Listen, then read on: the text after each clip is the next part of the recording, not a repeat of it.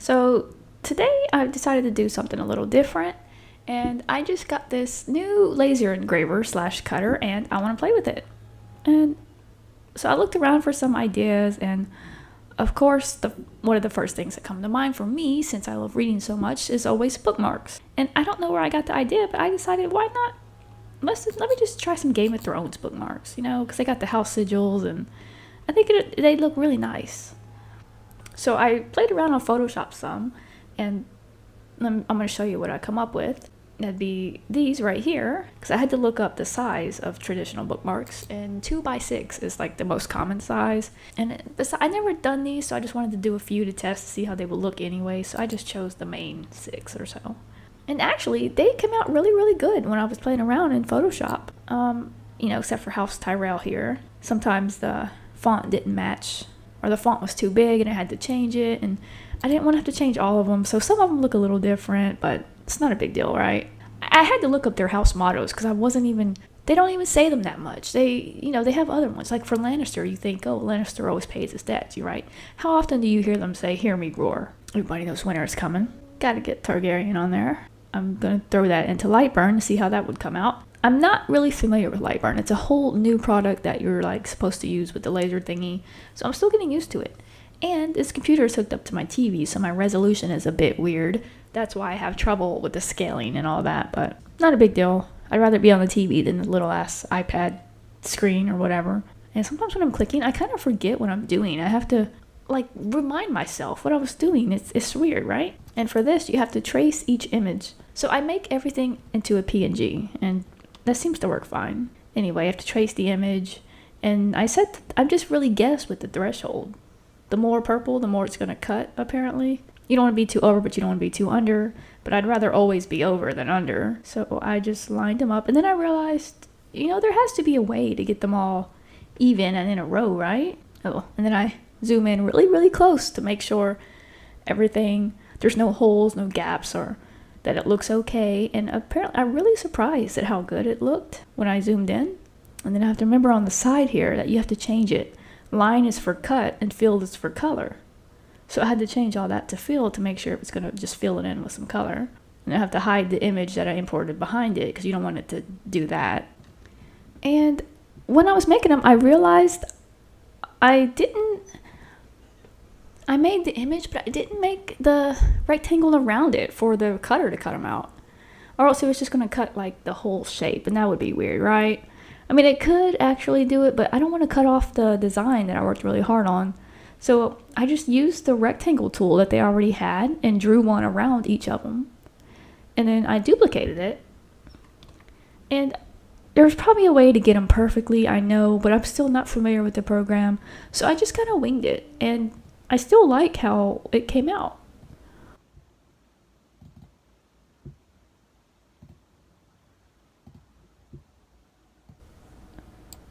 And if I only had to do 6, I didn't have to force them all together. So I decided I could turn some of them, try to get the most out of the board, and get it away from the edge at the same time.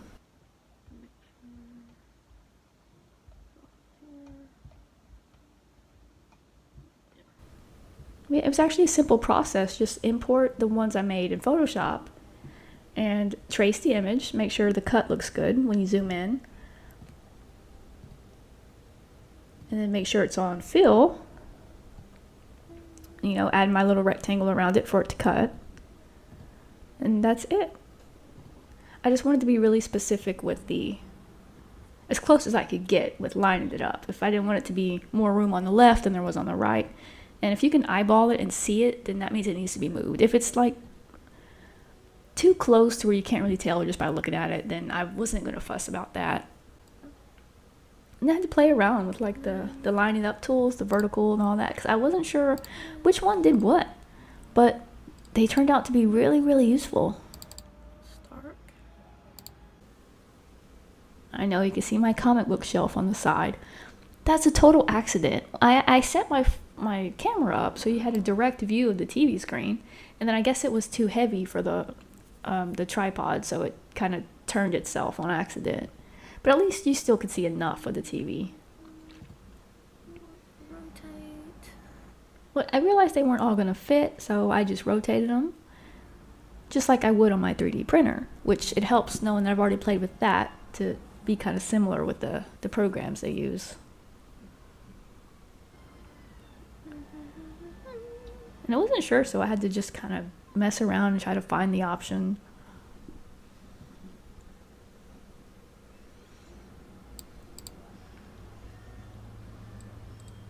I didn't even watch the new series. What was it? House of the Dragon? I don't know if I'm gonna.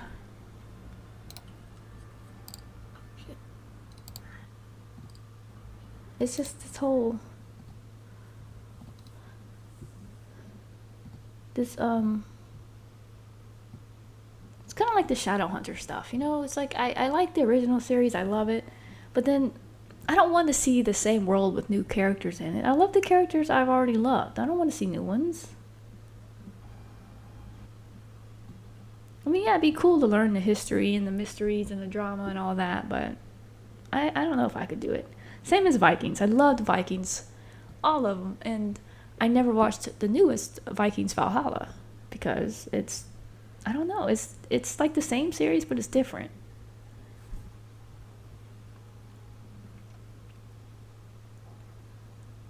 Doesn't feel right, so I don't think I'm gonna watch it. Yeah, I have this issue with my screen where if I zoom in, it tends to zoom in at like the corners and stuff instead of like in the middle where I want it to. I don't know why it does that. But then I was making them and I was taking a screenshot so I could show my boyfriend and be like, hey, what do you think about this? He kind of runs the operational part of the laser and I run the design part. So it's actually it's a pretty good combination. So when I was looking through at the rest of them to make sure I didn't miss anything, I realized that a lot of them, you know, they all have holes for you to put like tassels and chains or whatever you want. So I'm Googling about how big are those holes for those bookmarks. Heck if I know. 1/4 of an inch. I scroll down a little, you know, get a little bit more info, and I see some people making their own.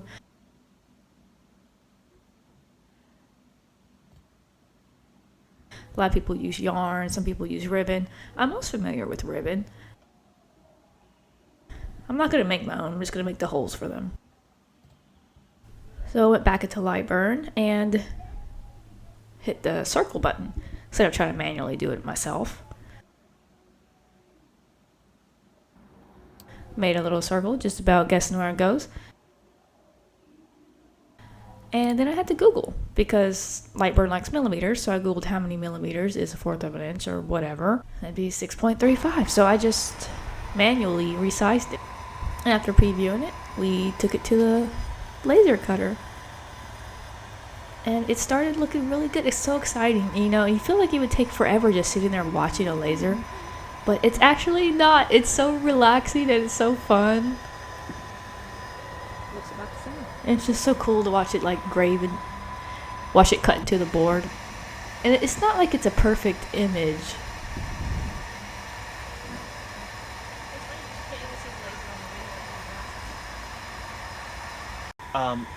Okay, for it to burn all the way through, it has to travel at 350 inches a minute. At 6,000 inches a minute, it's going too fast to cut all the way through. Now with air assist, we can probably cut that down. We'll have to do another test piece. And everything smells like wood. Everything is burned and it smells like fireworks and it smells like a campfire. It's lovely. I ordered these little tassels. I looked around all over trying to decide what was the best kind. I didn't want them too long because then I didn't want the ones that look really cheaply made either, you know what I mean? I picked one for each color.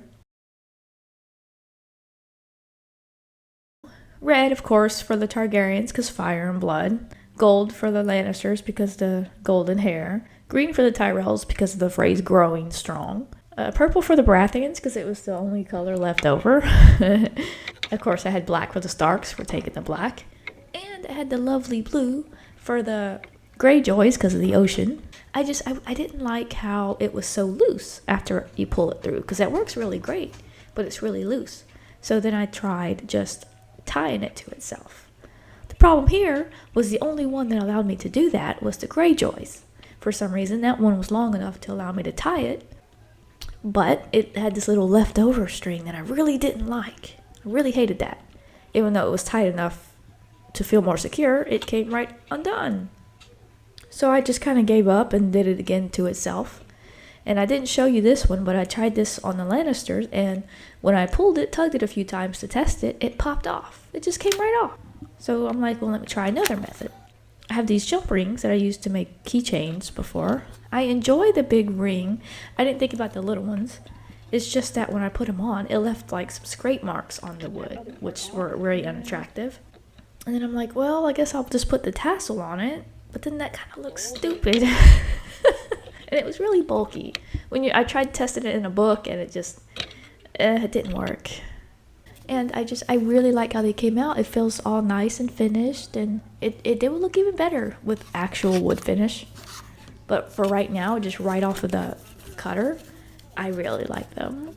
They're a little thick too. I would like to do them a little bit thinner next time. I forgot to mention, this is made out of a 1/8 inch thickness of basswood, but I would like it to be a little bit thinner.